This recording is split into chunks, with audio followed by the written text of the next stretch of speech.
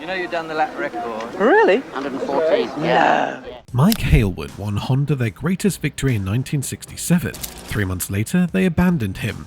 No warning, no explanation, just a paycheck to disappear quietly. This wasn't about money or retirement, it was a betrayal disguised as business strategy. At the 1967 Isle of Man TT, Hailwood rode a machine his own engineers knew was dangerous. Fighting through mechanical failures Honda refused to fix, he delivered the win they demanded. Then Honda walked away from racing entirely, leaving their champion without a ride and a legacy tainted by corporate politics. The truth behind what really happened is more explosive than the race itself. In 1961, Honda was a nobody in European motorcycle racing. They made small commuter bikes that serious racers laughed at. Their machines were underpowered, their technology copied, and their riders inexperienced. But Honda's founder, Soichiro Honda, had made a public promise that humiliated him daily.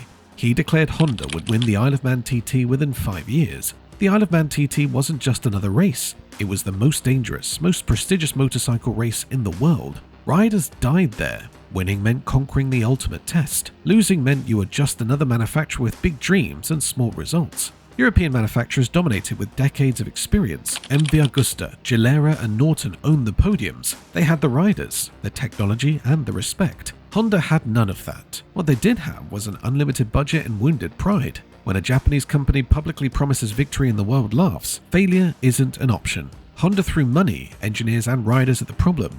And it worked. They started winning smaller races, then bigger ones. By 1969, Honda could challenge anyone on the grid. Then they found Mike Hailwood. He wasn't Japanese, he wasn't loyal to Honda's philosophy. He was British, blunt, and brutally honest about machinery. But he was also the fastest rider in the world. Hailwood could ride anything and make it win. Honda needed him more than he needed them, and both sides knew it. The contract they signed in 1966 made Hailwood the highest paid motorcycle racer on Earth. Honda got their champion. Hailwood got their factory machines and a salary that made rival teams furious. It should have been a perfect partnership. Instead, it became a slow-burning disaster that exploded in 1967. But getting the fastest rider in the world was just the beginning. Honda was about to hand him a machine that looked perfect on paper but was a nightmare to actually ride. And when he tried to warn them, they ignored every word. The problem started with Honda's engineering philosophy. They believed more was better. More cylinders, more gears, more revs, more complexity. While European bikes had 2 or 3 cylinders, Honda built engines with 4, 5, even 6 cylinders. They weren't just trying to win races, they were trying to prove Japanese engineering was superior. The RC181 500cc machine Hailwood rode in 1967 was the ultimate expression of this philosophy. 4 cylinders, 8 gears, 120 horsepower. On paper, this was a masterpiece, but on the track, it was a nightmare. Hailwood reported problems immediately. The gearbox was too complex. 8 gears meant constant shifting where you needed to focus on not dying. The handling was twitchy at high speeds. The engine produced power in violent stages. The clutch overheated during long races. These were warnings from the best rider in the world saying the bike could kill him. Honda's response was to ignore him. Not because they didn't hear the complaints, they just didn't believe they mattered more than winning. While Hailwood was fighting his own bike, something far more dangerous was happening behind closed doors in Japan, a battle that would determine not just the fate of Honda's racing program, but Hailwood's entire career. Inside Honda's racing headquarters in Japan, a battle was already underway. The racing division was burning through money faster than any department in company history. Each race required shipping bikes, parts, and entire teams across continents. The return was prestige, not profit. By 1967, Honda's corporate executives were asking dangerous questions. Why are we spending this much? What are we gaining? Can we justify this to shareholders? The racing team's answer was always the same. We're proving Honda engineering is the best in the world, but that answer was wearing thin. Soichiro Honda himself was caught in the middle. He loved racing with a religious passion, but even he couldn't ignore the financial reality. Honda was preparing to become a global automotive manufacturer. They needed capital for car development and factory expansion.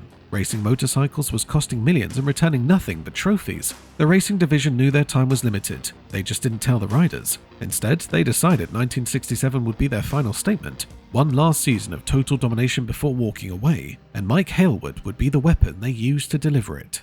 The 1967 season started with Hailwood winning races on machinery he publicly criticized. He won in Germany despite gearbox problems. He won in France despite handling issues. He won in Czechoslovakia despite the bike trying to kill him in fast corners. Every victory came with the same pattern. Hailwood would dominate the race, then complain about the bike afterwards. Journalists would ask Honda's team manager about the complaints. The team manager would smile politely and say they were working on improvements. Those improvements never came. Because Honda wasn't planning to race in 1968, they saw no reason to fix problems that would only matter next season. By June 1967, everything was building towards one race, the Isle of Man TT, the most dangerous track in the world. The race Honda promised to win 6 years earlier, and the stage for the biggest betrayal in racing history. By June 1967, Hailwood had won enough races to lead the 500cc World Championship, but the race that mattered most was coming, the Isle of Man TT.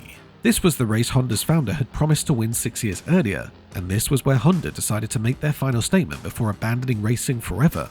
They just forgot to tell Hailwood that part. The Isle of Man course is 37 miles of public roads. Stone walls line both sides, no runoff areas. Crash and you hit walls, trees, or cliffs. Over 250 riders have died there since racing began. Hailwood knew the course better than anyone alive. He'd won there multiple times, but in 1967, he faced the strongest competition of his career. Giacomo Agostini, riding for MV Agusta, was younger, hungrier, and backed by an Italian factory that treated racing like warfare. Agostini's bike was simpler, 3 cylinders instead of 4, 6 gears instead of 8, but it was reliable, predictable, and fast enough to win. The 1967 Senior TT started on June 16th under grey skies and tension so thick you could taste it. Hailwood and Agostini lined up knowing whoever won this race would define the season. Honda's team gave Hailwood final instructions: push as hard as necessary. The bike can handle it. Win at any cost. Those instructions were based on hope, not evidence. The RC181 had already shown cracks in earlier races, but Honda needed this victory for corporate pride, and Hailwood was contractually obliged to deliver it. The flag dropped. Agostini launched first, his MV Agusta screaming in the distance. Hailwood followed, already fighting his gearbox through the opening corners. The race became a 6-lap war of attrition. Agostini led the opening lap, his MV Agusta smooth and consistent. Hailwood chased, wrestling his Honda through corners where the handling tried to kill him. By lap 2, Hailwood had taken the lead, but his hands were already blistering from clutch effort. The 8-speed gearbox meant constant shifting on a course with hundreds of gear changes per lap. Every shift required clutch control. Every clutch pull burned his palms. By lap 3, he was riding with open wounds wrapped in tape. The pain was manageable, the gearbox failure wasn't. On lap 4, Hailwood's transmission started jumping gears. The bike would shift itself mid-corner, breaking traction and trying to throw him into walls. Most riders would have retired immediately. Mechanical failure on the Isle of Man TT means death is one mistake away. But Hailwood had a contract, corporate expectations, and his own pride demanding he finish. This meant riding slower in sections where he should have been fastest. It meant Agostini was closing the gap. By lap 5, the lead had shrunk from 15 seconds to 8. Honda's pit board showed the time gap, and Hailwood knew what it meant. He had to push harder on a bike that was actively braking underneath him. The alternative was losing and disappointing the factory that paid him more than any rider in history. Lap 6 was survival racing. Hailwood's hands were bleeding through his gloves. His gearbox was operating on luck and prayers. Agostini was charging behind him, smelling blood. The final section of the course includes some of the fastest, most dangerous corners in motorsport. Hailwood took them at speeds that terrified spectators. His Honda was sliding, shaking, and threatening to disintegrate. But he held on. He crossed the finish line with just 3.4 seconds to spare, the smallest winning margin in Senior TT history at that point. The crowd erupted. Honda's team celebrated like they'd won a war, and Hailwood climbed off his bike, pulled off his gloves, and revealed hands that looked like they'd been through a meat grinder. The victory photos show Hailwood smiling, but his eyes tell a different story. He just delivered Honda their greatest triumph by riding machinery he knew was dangerous. He pushed through pain that would have stopped normal humans, and he did it because Honda demanded nothing less. The champagne celebration lasted hours. Journalists called it the greatest TT race ever run. Honda's executives in Japan received telegrams declaring mission accomplished. What nobody told Hailwood was that Honda had already decided this would be their last season. The victory he just risked his life to deliver was actually a farewell performance he didn't know he was giving.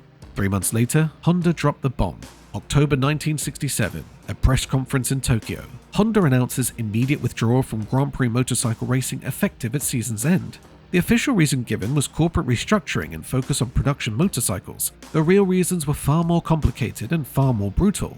Honda's racing program had cost over $5 million in 1967 alone. That's equivalent to $40 million today. The return on that investment was trophies and magazine covers. Impressive but useless when trying to justify expenses to shareholders.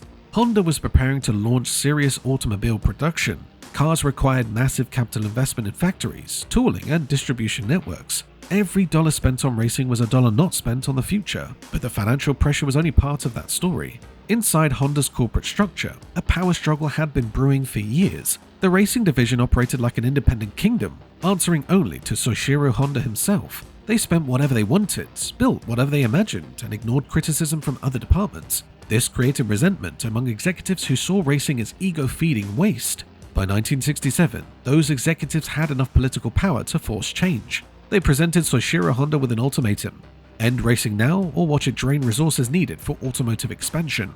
Even Honda's legendary founder couldn't fight that kind of pressure. The racing program died not because it failed, but because it succeeded too well and cost too much doing it. Mike Hailwood learned about Honda's withdrawal the same way as everyone else did. He read about it in newspapers. No phone call, no meeting, no advance warning. The team that paid him a fortune to risk his life at Isle of Man couldn't bother to tell him personally they were abandoning racing. The betrayal was immediate and obvious. Hailwood had a contract for 1968. Honda honored it by paying him his full salary to not race for anyone else. They bought his silence and his season. $100,000 to sit out 1968 and not criticize Honda publicly. It was the most expensive muzzle in motorcycle racing history. Hailwood took the money because he had no choice. His contract had exclusivity clauses that prevented racing for competitors. Honda exercised those clauses while simultaneously refusing to provide him machinery. The racing world reacted with shock and anger. Other manufacturers couldn't believe Honda would abandon their champion immediately after his greatest victory. Journalists wrote scathing articles about corporate callousness, but Honda didn't care about public opinion in the racing paddock. They cared about shareholders, automotive dealers, and their future in the car industry. Motorcycle racing had served its purpose. It proved Japanese engineering could beat European tradition. Mission accomplished. Time to move on.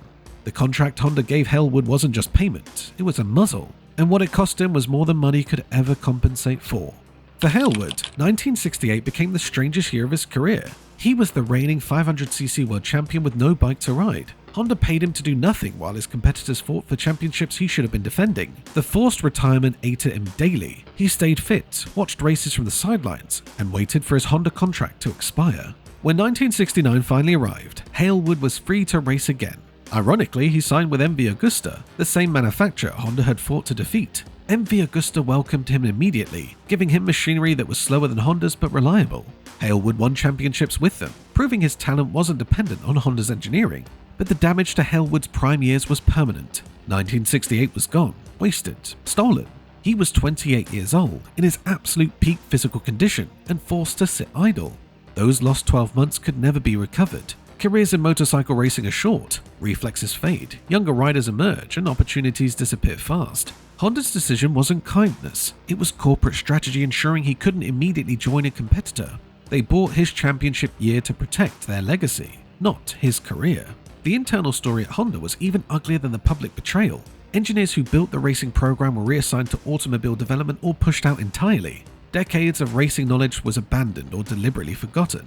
Honda wanted no connection to their racing past because it represented the old company philosophy. The new Honda was focused on reliable, affordable transportation, not exotic, expensive race bikes that cost millions and profited nothing.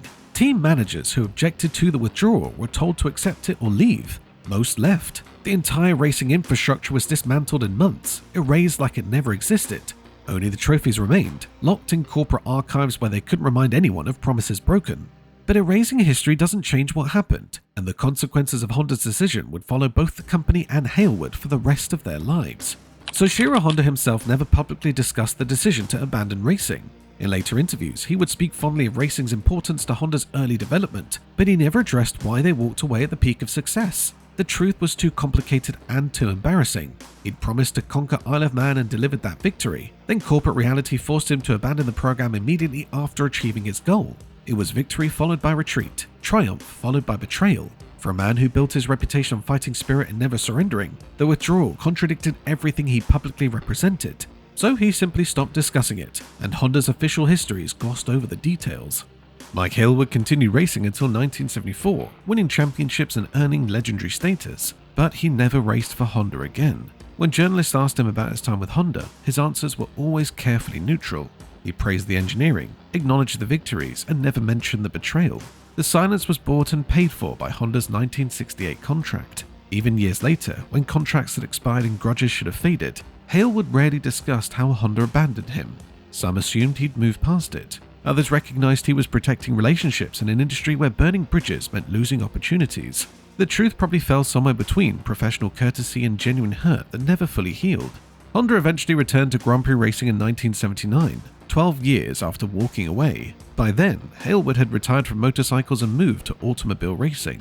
The sport had changed completely. New regulations, different manufacturers, younger riders who'd never seen Honda's original racing program. When Honda returned, they acted like the 1960s campaign never happened. New bikes, new teams, new philosophy.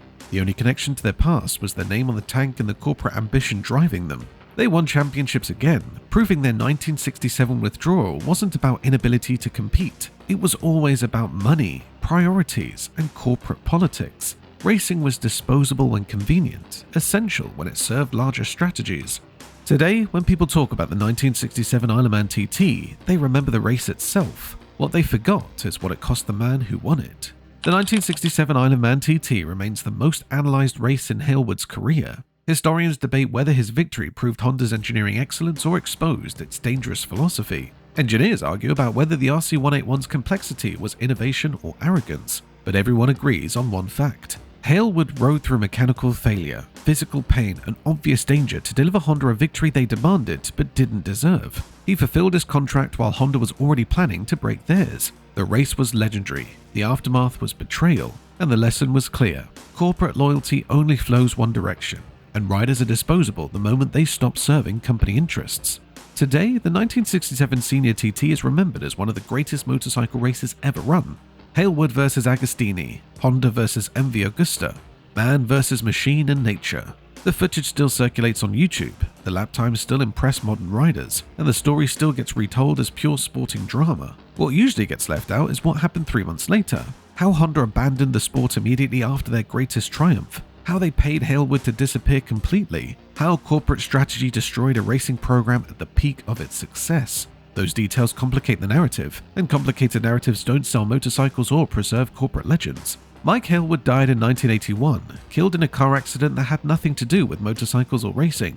He was 40 years old. In the years before his death, he'd occasionally reflect on his career in interviews. When asked about his greatest victory, he usually mentioned the 1967 Isle of Man TT. When asked about his biggest disappointment, he rarely mentioned Honda directly. But people who knew him well said the 1968 forced retirement haunted him, not because of lost income, but because of lost time. A championship year stolen by contractual fine print and corporate politics. The year he should have been defending his title, he was sitting home, paid to stay silent, watching others race for the glory he'd earned. Honda never apologized for how they handled the 1967 withdrawal. They never acknowledged that paying Hailwood to not race was betrayal disguised as contract fulfillment. In Honda's official histories, 1967 is remembered as their triumphant final season in motorcycle racing's golden era. The fact that they immediately abandoned their champion gets maybe one sentence acknowledging the withdrawal was controversial.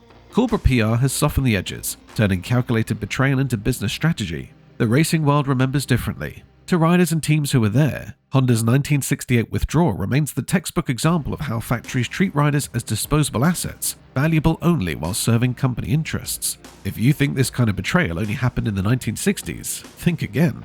The lesson Honda taught the racing world is still being applied today. That's the explosive truth behind the 1967 Isle of Man TT. Mike Hailwood risked everything to win a race Honda demanded. He rode through mechanical failure, physical pain, and obvious danger to deliver their victory. 3 months later, they paid him to disappear and abandon racing entirely. The race was legendary, the betrayal was calculated, and the lesson remains relevant today. In racing, loyalty only flows one direction, and champions are disposable the moment they stop serving corporate interests. If this story changed how you see factory racing teams, hit that like button. And if you want more stories about the dark side of motorsport that nobody talks about, subscribe and turn on notifications. The next one is even more brutal.